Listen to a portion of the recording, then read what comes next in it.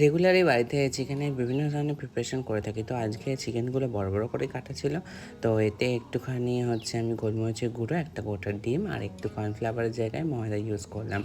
কারণ কর্নফ্লাওয়ারটা ছিল না। এবার সাদা তেলে এইগুলোকে সুন্দর করে একটু ফ্রাই করে নেবো। অ্যান্ড সুন্দর করে ফ্রাই করার এটাই ফার্স্টে ভেবেছিলাম যে ফ্রাই করেই রেখে দেবো।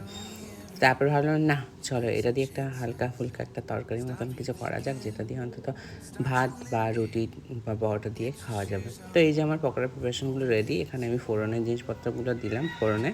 ফোড়নটা দেওয়ার পরে আমি দিয়েছি একটু পেঁয়াজ, আদা, রসুন আর লঙ্কা, টমেটো এগুলো সব কুচি। এগুলো কিন্তু গোটা, গোটা বড়, বড় দিয়েছি। ওগুলোকে একটু হালকা ফ্রাই করেছি। দিয়েছি একটু জিরে গুঁড়ো, নুন আর সামান্য পরিমাণে লঙ্কার গুঁড়ো। দেওয়ার পর এই ভাজা প্রিপারেশনগুলোকে দিয়ে দিয়েছিলাম। একটা আলু কাটা ছিল, সেটাও দিয়ে দিয়েছিলাম, ফ্রাই করে নিয়েছিলাম। দেন সুন্দর করে নাড়াচাড়া করে নিলাম। অ্যান্ড বেশ যখন ভাজা ভাজা হয়ে গেল, তখন এর মধ্যে ইউজ করলাম একটু tomato sauce by the way আমার শেষ।